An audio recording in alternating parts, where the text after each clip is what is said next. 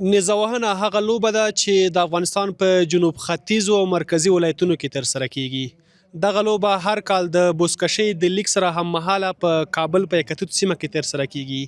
نن زه د نیزه وهونکي لوبې لوبغاړو خواته راغلی یم، غواړم په دې اړه هم یو راپور درته چمتو کوم چې د نیزه وهونکي لوبغاړي راسره په تصویر کې ولاړ دي. ستړي مه شئ حاجي صاحب، په لومړي سر کې زموږ لیدونکو ته ځان معرفي کړئ.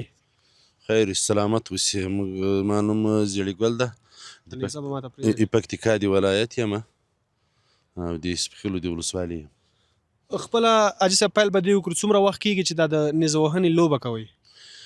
تقریبا د ما په عمر باندې خو زه اوس تقریبا 40 کاله عمر لرم، خو د 40 کاله خو زه وینم چې شته او دا د موږ د وختونو یو د سترګو د څانګه وه او دغه نیزه بازي وه چې موږ دا کلونه کوو. ډېره مننه. خیر سلامت اوسې. زه به دلته د نورو لوبغاړو سره هم وغږېږم، ما سره هغه نیزه او د کوم موږی چې د دې باره کې معلومات د واخلو. په لومړي سر کې تاسو هم زموږ لیدونکو ته ځان معرفي کړئ. د ما نوم غازي محمد د پکتیکا ولایت یاخیلو د ولسوالۍ د خپلې لوبډلې مسؤل یم. غازي محمد صاحب خپله دا راته ووایئ چې تاسو هم د ډېر وخت راهیسې دا د نیزه وهنې لوبه کوئ؟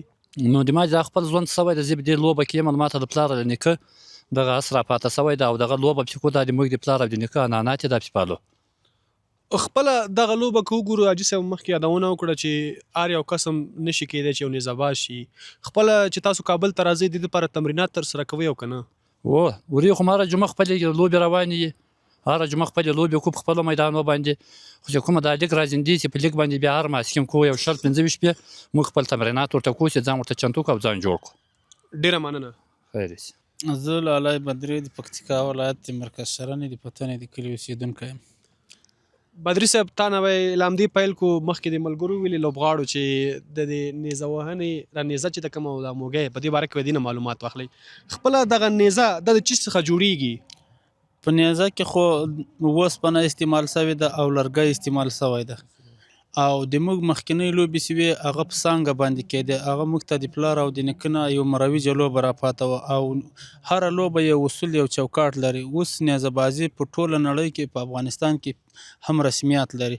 تیر کال د موږ بعضې کلاډیان په خارج ملکو کې هم ولوبېدلو چې هلته د ساوت افریقا او د عربستان د نورو ملکو کلاډیان هم وو او په پاکستان کې یې لوبه وکړه او په کوم معیار سره ښې لاسته راوړنې یې ولرلې. او دغه لوبه چې کومه د موږ دغه میږوی دا نیزه ده او دا میږوی ده، په دې کې د 4 انچو نه نیولې 4 انچه بیا 2 انچه او بیا تر 1 انچ پورې موږ لوبه کوو او دغه 3 قسمه لوبې لري: لاین نیزه بازي، سینګل لاین بازي او سیکشن بازي. دغه د موږ لوبې دي. تا په خپلو خبرو کې یادونه وکړه چې تیر کال موږ ځینې لوبغاړي بهرني هیواد پاکستان ته هم تللي ول، هلته مو لوبې ترسره کړې. دغه سیالۍ نه یوازې په افغانستان کې، په نورو دنیا کې هم دغه لوبې شته دی؟ دغه لوبې چې کومې دي د نیزه بازي لوبه د اول انتقال شروع ابتدا او ابتلا له افغانستانه چې سوې ده. له افغانستانه چې نورو ملکو ته تللې، خو د ملک د خرابتیا په خاطر، د ناامني په خاطر یا د اقتصاد په خاطر افغانانو داسې فعاله نه ده ساتلې لکه په نورو ملکو کې چې فعاله ده. خو اوس دغه د اسلامي امارت په راتلو سره نیزه بازي لوبې ته یو څه توجه شوې ده او تر دې اوسه نن ورځې پورې دا لوبه موږ په شخصي لګښتو مصرفو که لیګ وه که ډېره وه، دغه نن چې هم موږ تر دې چې راغلي موږ په خپل مصرف په خپله خرچه تر دغه چې راغلي یو.